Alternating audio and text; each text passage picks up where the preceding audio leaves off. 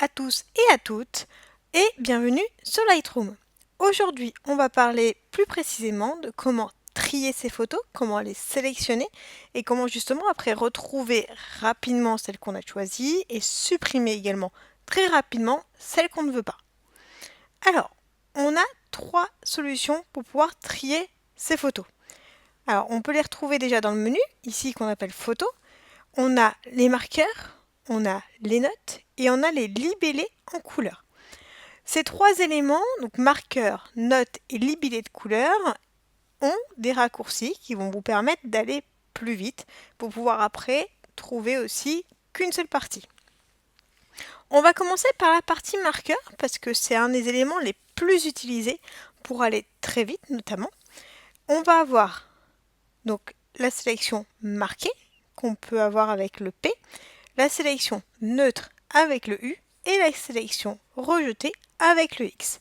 La conséquence du rejeté, finalement, c'est que votre photo va devenir assez sombre, comme ça du coup vous voyez tout de suite dans votre grille que cette photo n'est pas retenue. Alors, par exemple, ici j'ai quelques photos.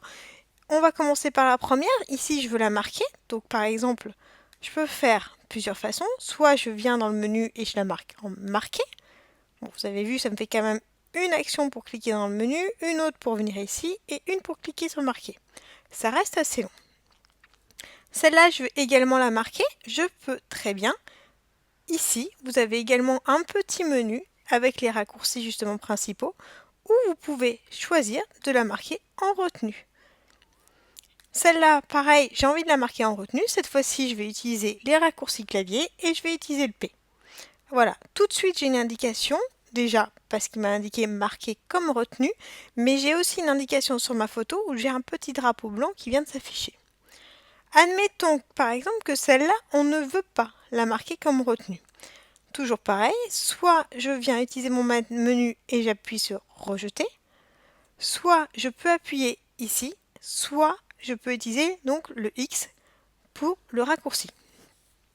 Si jamais vous avez dit, mince, celle-là finalement, elle ne m'intéresse pas tant que ça, vous pouvez très bien lui enlever son marqueur. Ça veut dire soit, donc là je vais utiliser le U, soit de la même manière avec le menu.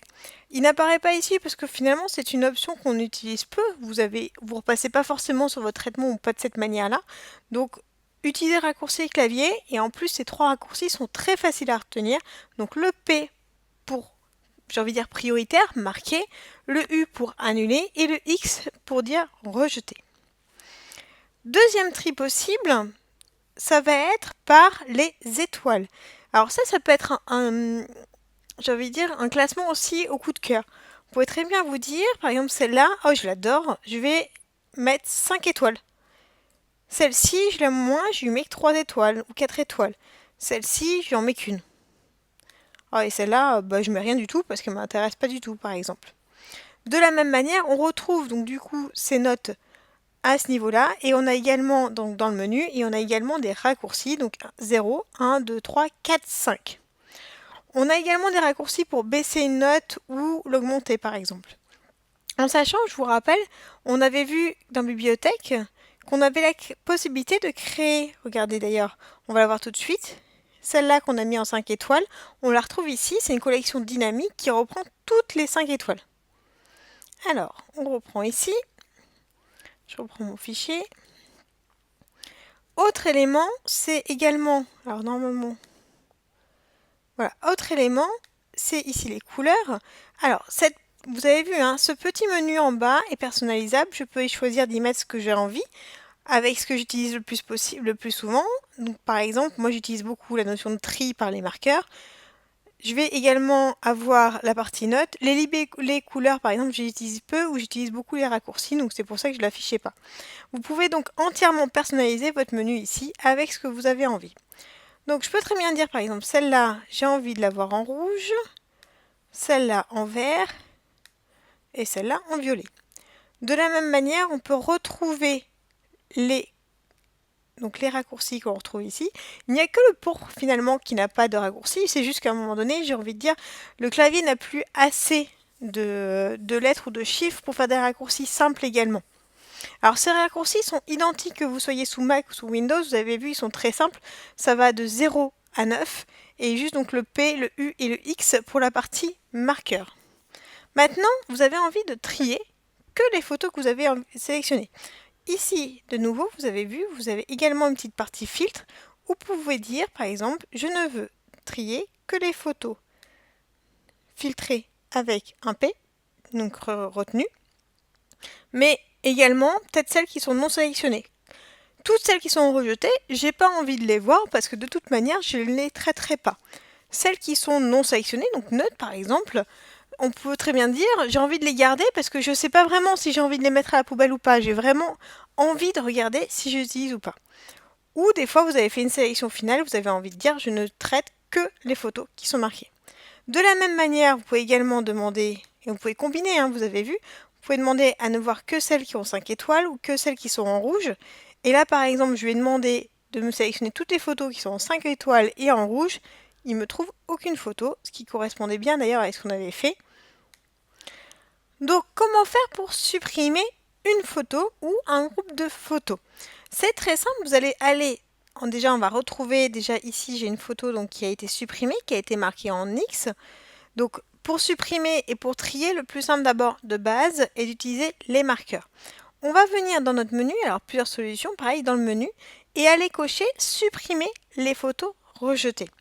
On peut également utiliser le raccourci, donc qui ici est pomme et on peut également utiliser le raccourci que l'on peut voir ici sous Mac. Il me semble qu'il est assez similaire sous Windows. Donc là, je vais utiliser le raccourci.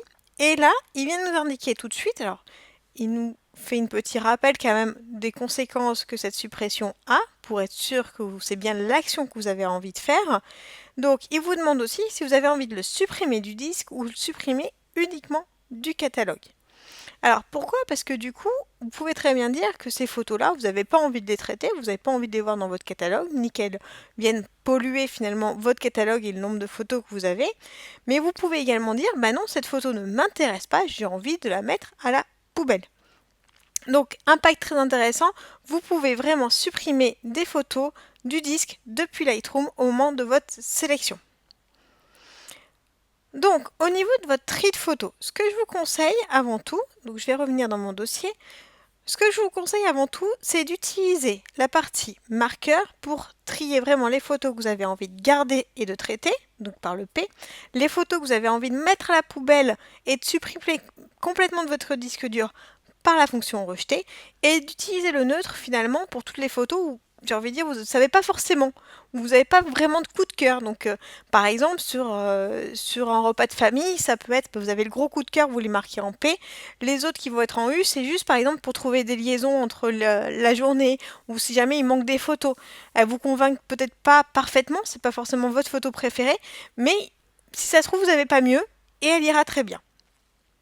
Utilisez ensuite les marqueurs d'étoiles et les marqueurs de couleurs, donc les notes et les couleurs pour d'autres fonctions spécifiques. Par exemple, pour les notes, ça peut être très bien pour un livre photo. Vous allez pouvoir noter de 1 à 5 l'importance d'une photo par exemple, est-ce que vous avez envie de la mettre dans le livre photo ou pas, et à quelle position. Pour les couleurs, c'est pareil, ou pour des traitements spécifiques, on en a déjà parlé dans la partie collection, du fait qu'en plus, vous pouvez créer donc des collections dynamiques à partir de ces sélections. Je vous donne rendez-vous dans une prochaine vidéo sur Lightroom et en attendant, vous pouvez vous abonner à Twitter, à Facebook et à la chaîne YouTube.